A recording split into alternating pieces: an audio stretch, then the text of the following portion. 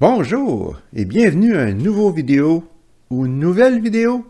Non, un nouveau vidéo concernant la vérité sur Watchtower et les témoins de Jéhovah. Alors, depuis quelques mois, je reçois des commentaires. Paraît-il qu'en France et dans beaucoup d'autres pays de la francophonie, le mot vidéo est féminin et se dit une vidéo, mais ici au Québec, c'est un nom masculin et on dit un vidéo. Autant que pour vous, c'est bizarre d'entendre un vidéo, pour moi, c'est bizarre d'entendre une vidéo.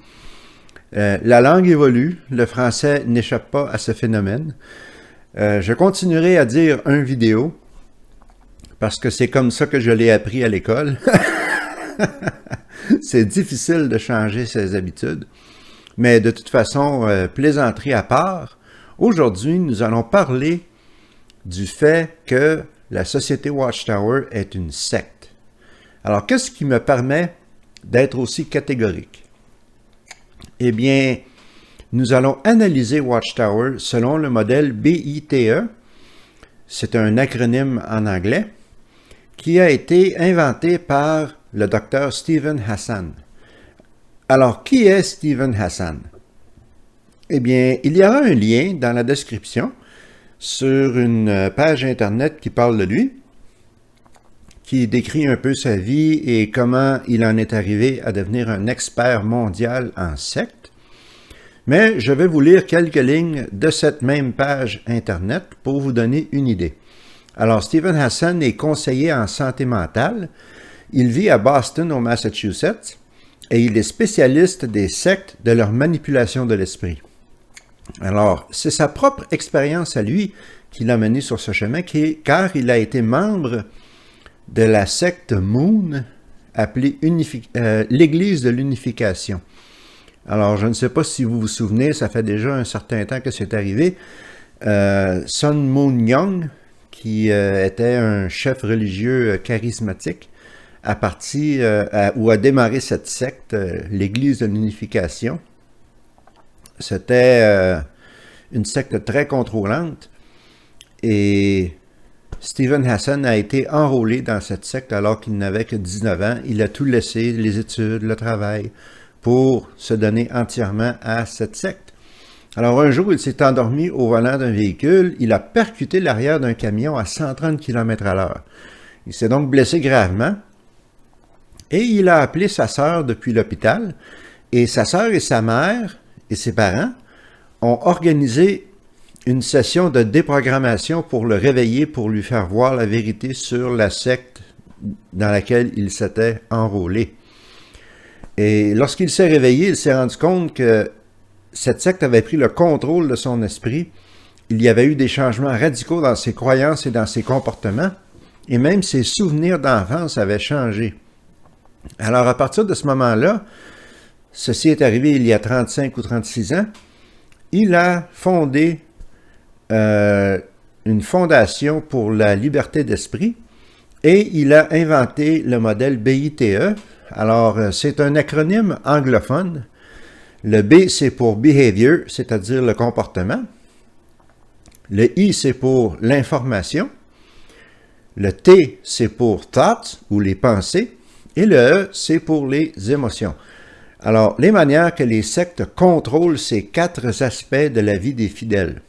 Le contrôle du comportement, le contrôle de l'information, le contrôle des pensées et le contrôle des émotions. Et dans tous ces groupes comportant une structure pyramidale, on retrouve cette relation de contrôle exercée par le haut de la pyramide sur un individu, le contrôle de son comportement, de l'information, de ses pensées et de ses émotions, destiné à construire une nouvelle personnalité.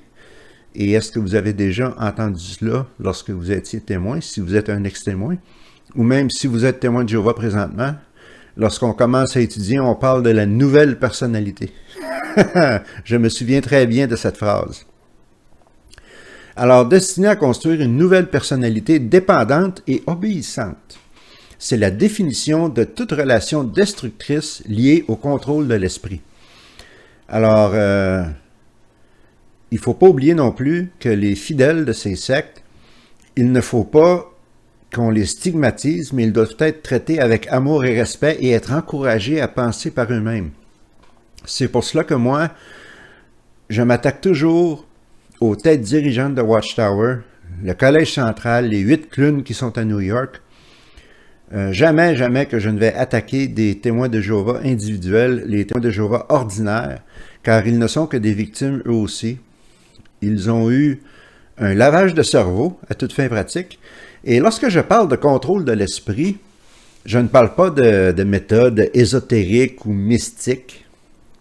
Ce sont des techniques et des méthodes pour influencer la pensée et les actions des gens qui sont utilisées par la Société Watchtower, mais par beaucoup d'autres groupes aussi, certains, et pas nécessairement religieux, ça peut être des groupes politiques, ça peut être des groupes de tout acabit, fondamentalement, qui utilisent ces techniques pour contrôler la pensée des gens.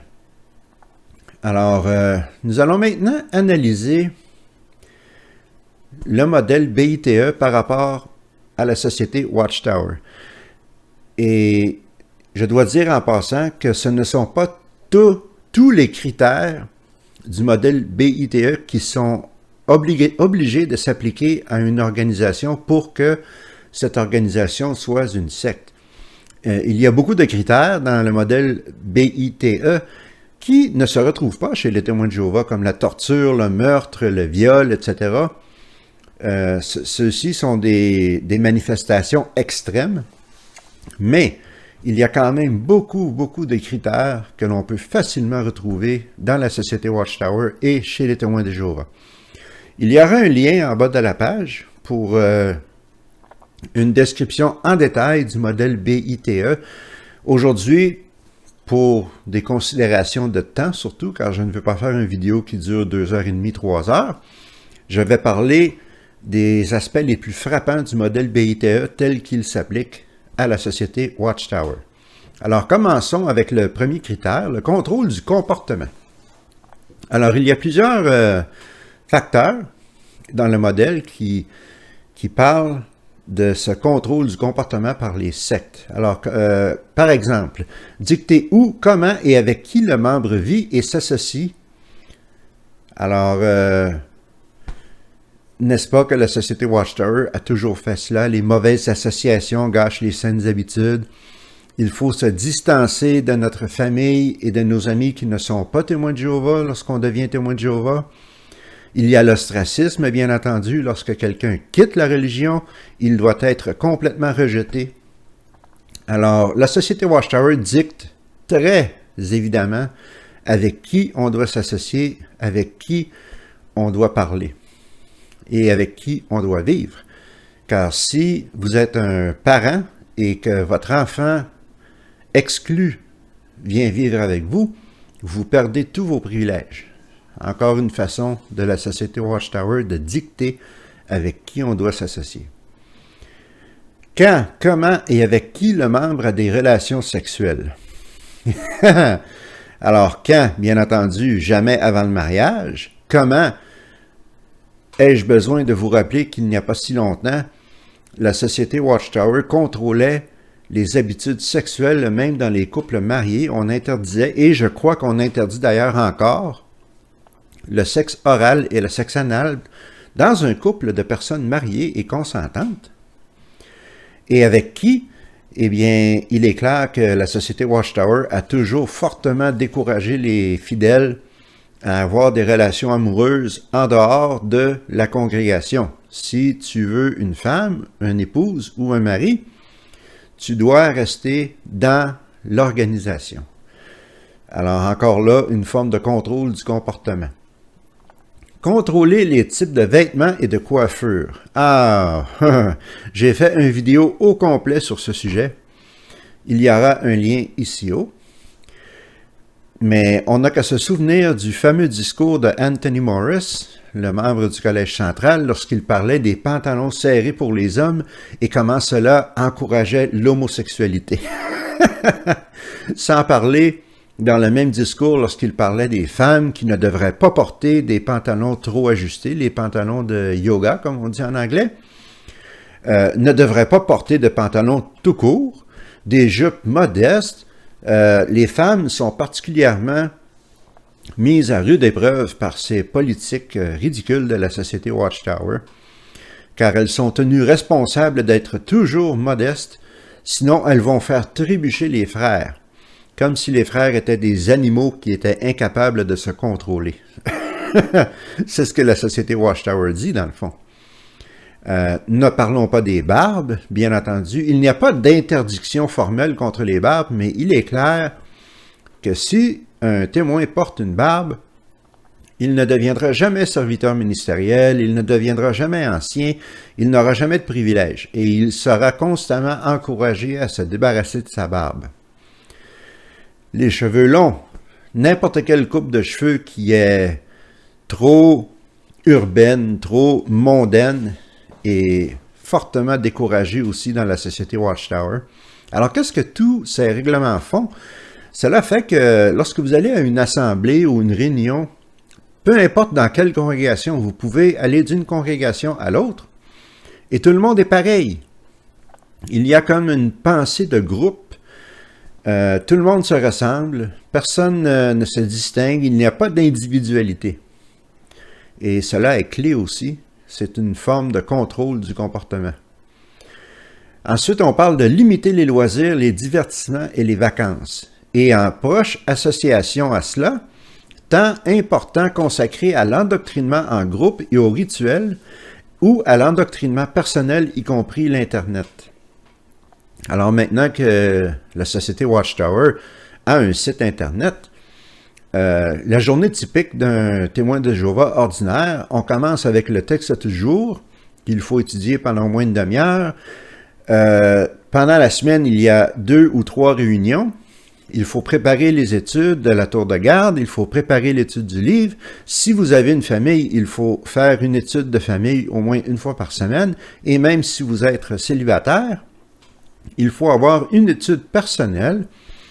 Il y a les télédiffusions de JW à chaque mois, plus tous les vidéos et les discours qui sont émis par le site Internet de Watchtower, sur lequel il faut se tenir à jour.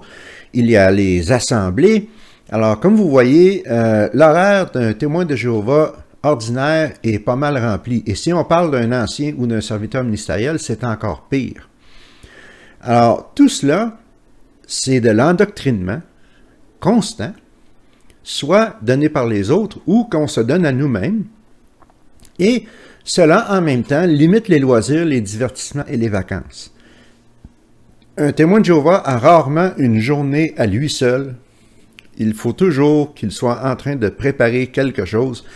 Et combien de fois ai-je entendu des récits sur Internet, particulièrement d'anciens, qui avaient ce qu'on appelle en bon québécois des burn-out. Ils étaient mentalement et émotionnellement épuisés. Ils n'en pouvaient plus à cause de toute cette activité qui leur était imposée.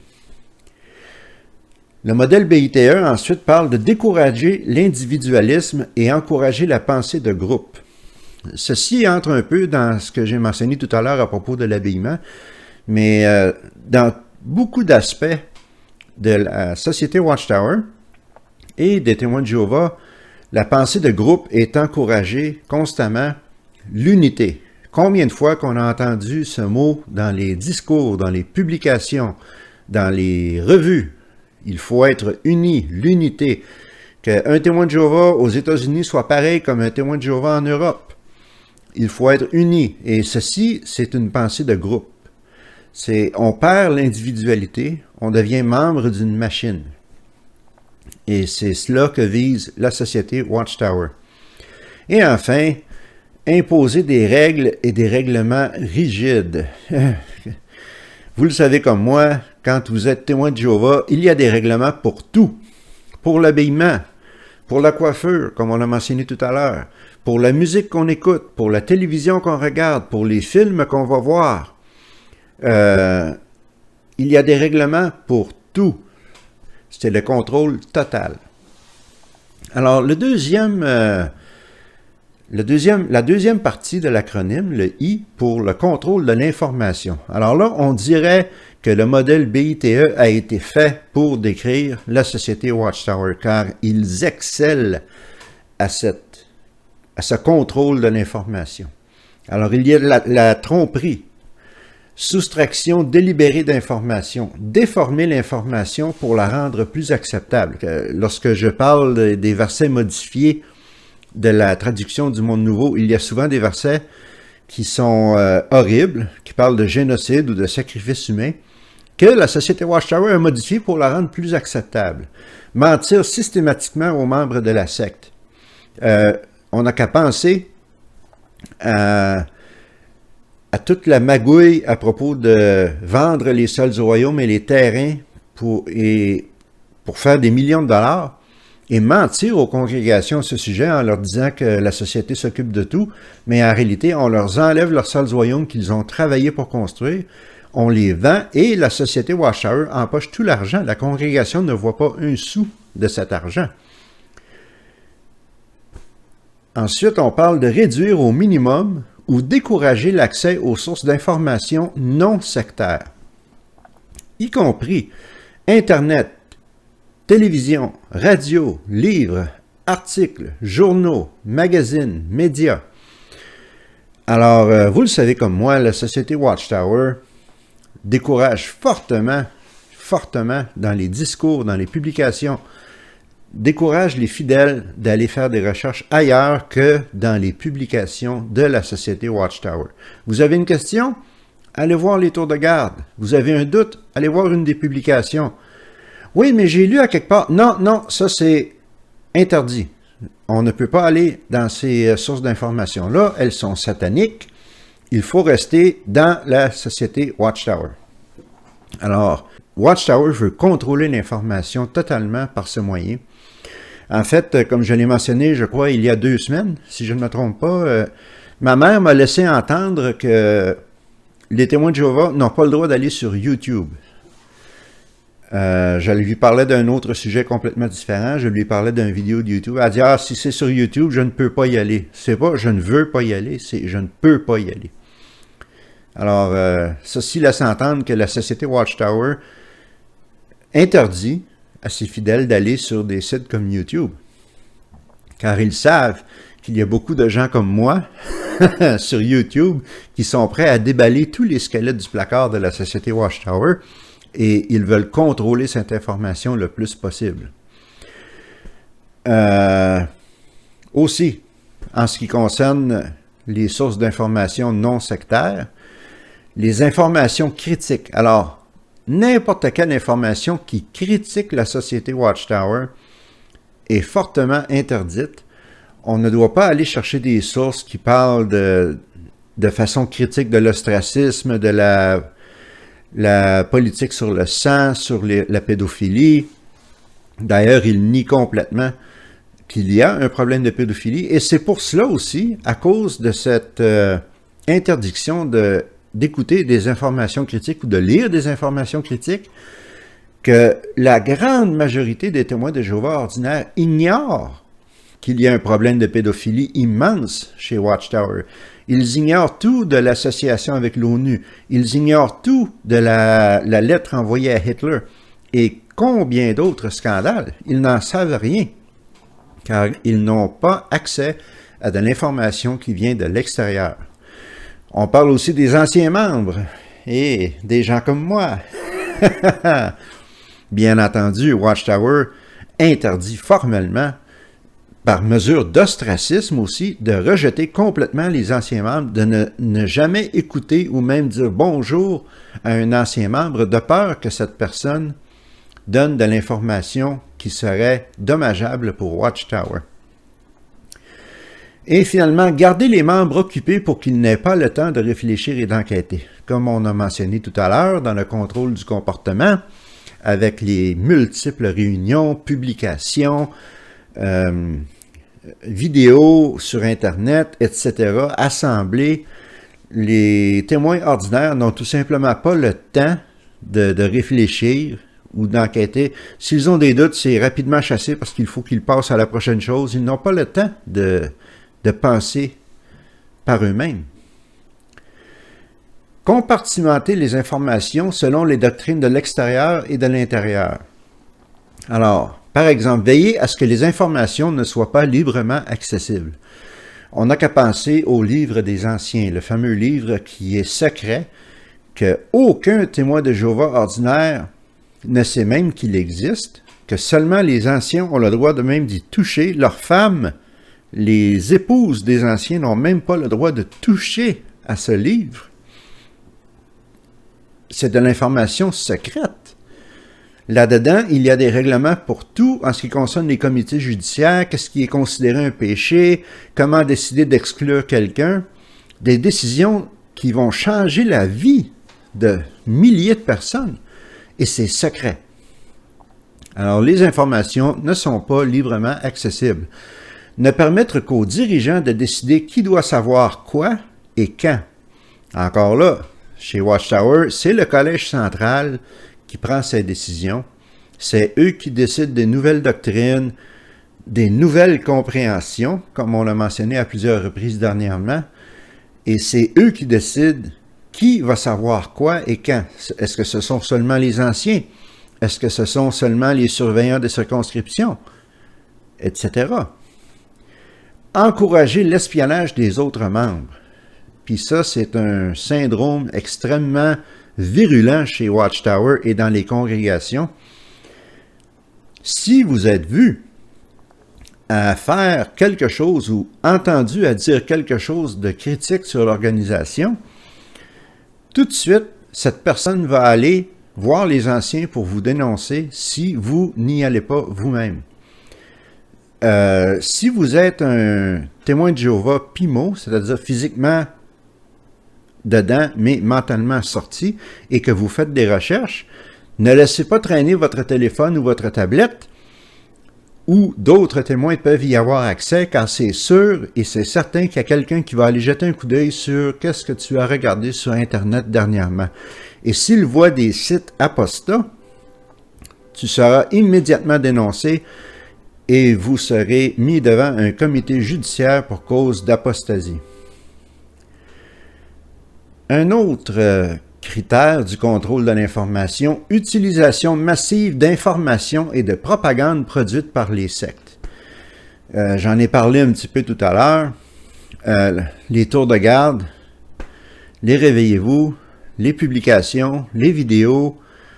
Il y a des tonnes et des tonnes et des tonnes, des millions de pages imprimées de propagande et d'informations qui sont produites par la société Watchtower et qu'ils se servent pour remplir le crâne des fidèles. On parle de bulletins d'information, de magazines, de revues, de cassettes audio à l'époque. Il y en avait des cassettes vidéo, des DVD, YouTube, des films et autres médias. Maintenant, c'est en streaming. Citation erronée ou utilisation hors contexte de déclarations provenant de sources non sectaires. Ceci se voit très souvent dans les livres, comme le livre Évolution ou Création. Il y avait plusieurs citations dans ce livre de savants, de scientifiques qui avaient été prises hors contexte et qui donnaient l'impression que cette personne était contre l'évolution, mais c'était complètement faux. Un exemple qui me vient à l'esprit, je ne me souviens pas de quelle page ou quel chapitre, mais je me souviens très clairement de la citation. Un savant qui disait que il peut sembler illogique de croire que la vie est arrivée hors de nulle part et a évolué à partir de microbes jusqu'à l'être humain. Et ce n'est que cela que le livre utilisait comme citation. Mais dans le contexte, cette personne continuait en disant « Mais nous avons beaucoup de preuves biologiques et historiques que oui, il s'agit bien de ce qui s'est passé. » Alors, dans le livre Évolution-Création, on ne parle pas de cette deuxième partie de la phrase. On cite hors contexte. Et ceci est quelque chose qui est très fréquent dans toutes les revues et toutes les publications de Watchtower sur n'importe lequel sujet. Entrons maintenant dans le contrôle de la pensée. Le département suivant du modèle BITE. Exiger des membres qu'ils intériorisent la doctrine du groupe en tant que vérité. Combien de fois qu'on a entendu cela chez les témoins?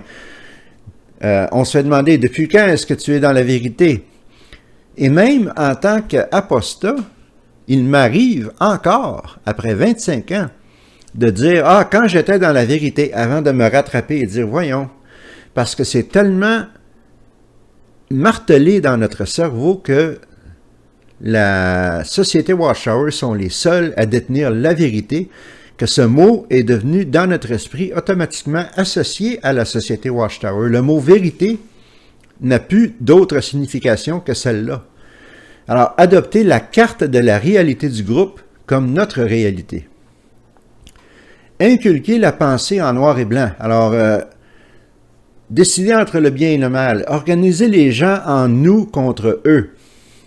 Ce sont trois choses qui sont toutes plus ou moins semblables.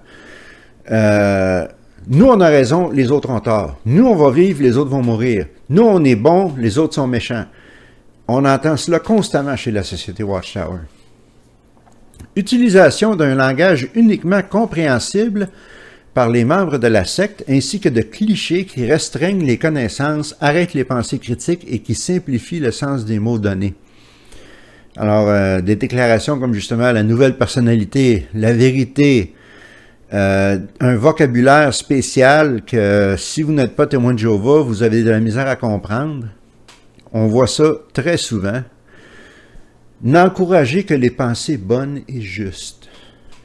Oui, ainsi que toutes sortes de techniques pour nous empêcher de penser à des choses impures ou des choses mauvaises. Alors, se tenir occupé lorsqu'on a envie de fumer, exemple, de faire quelque chose d'autre, lorsqu'on a un doute sur une des doctrines de la société Watchtower, tout de suite prendre la Bible et lire quelques versets, et ainsi de suite. Il y a plein de techniques comme cela, des techniques d'arrêt de la pensée, qui empêchent de tester la réalité en arrêtant les pensées négatives et en ne permettant que les pensées positives, d'après le culte ou d'après la secte, bien entendu.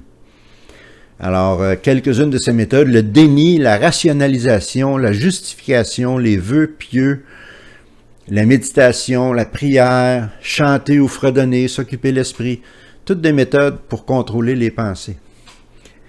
Interdire les questions critiques sur le chef, la doctrine ou la politique autorisée. Et ça, c'est quelque chose de très présent chez la société Watchtower.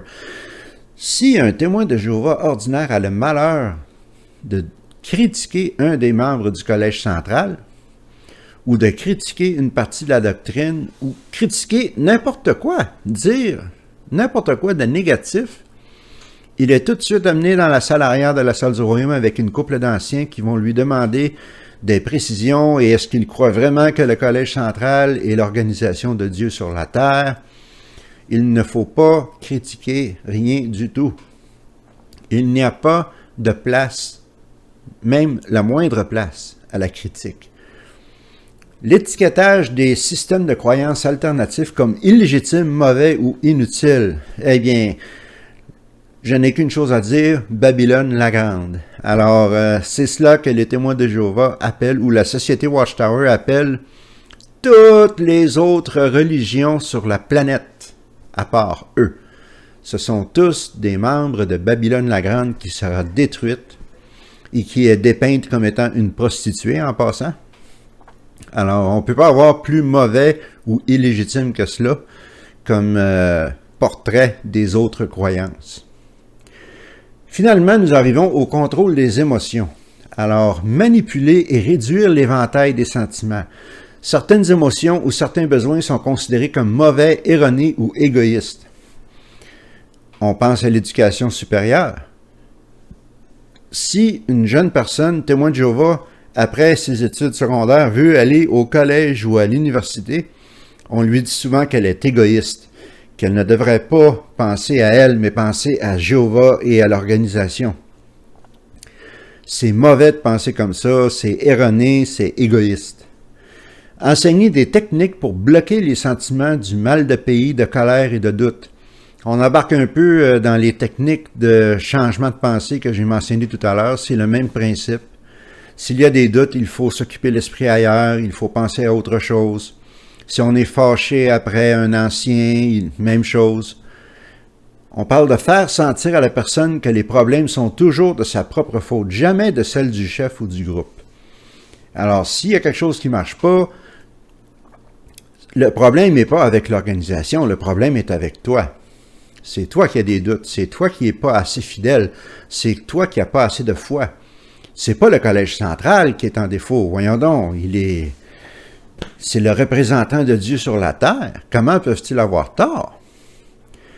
On parle de promouvoir des sentiments de culpabilité ou d'indignité, tels que vous n'êtes pas à la hauteur de votre potentiel. Ça, pour moi, personnellement, c'était une plaie. Les anciens étaient toujours sur mon dos pour que je devienne pionnier, pour que je devienne serviteur ministériel, éventuellement ancien. Et moi, je ne voulais rien savoir et je me faisais dire que je n'étais pas à la hauteur de mon potentiel. Votre famille est déficiente. Oui, effectivement, si ta famille n'est pas témoin de Jéhovah, il faut se distancer d'eux. Elle est déficiente, elle est infidèle. Vos affiliations sont imprudentes. Encore là, les mauvaises associations, les amis qui ne sont pas témoins de Jéhovah. Vos pensées, vos sentiments, vos actions sont sans importance ou égoïstes, un peu comme on a dit tout à l'heure. Si tu as des désirs, si tu as des rêves, tout cela est égoïste, il ne faut pas y penser, il faut mettre l'organisation en premier toujours. Plus d'individualité. C'est fini ce temps-là. Ensuite, on parle d'induire la peur, comme la peur de penser de manière indépendante. Parce que si tu commences à penser de manière indépendante, peut-être que tu vas avoir des doutes, puis là, Jéhovah ne t'aimera plus, tu n'entreras pas au paradis et tu mourras à Armageddon. C'est une peur constante. Peur du monde extérieur, tout ce qui est dans le monde, dans la société Watchtower, on le sait, hein? Ah, le monde, c'est affreux, c'est tous des drogués, c'est tous des voleurs, c'est tous des pécheurs, c'est tous des criminels. Le monde, c'est Satan qui contrôle tout ça. La peur de perdre son salut, si tu as le moindrement une pensée douteuse, si tu commets un péché, n'importe quoi, tu vas perdre ton salut, tu ne survivras pas à Armageddon. Il y a une boule de feu qui va te tomber dessus. C'est une peur constante, ça aussi. La peur de quitter le groupe ou être évincé par celui-ci. Et la désapprobation des autres. Alors, on a tellement peur en tant que témoin de Jéhovah qu'on ne pense même pas à s'en aller. Et on a peur d'être exclu parce qu'on perd toute notre famille, on perd tous nos amis du jour au lendemain. Les extrêmes des hauts et des bas émotionnels. Alors, on peut, à une minute, vous bombarder d'amour et vous donner un paquet de louanges, et la minute suivante, on vous dit que vous êtes un pécheur. Et cela arrive constamment aussi.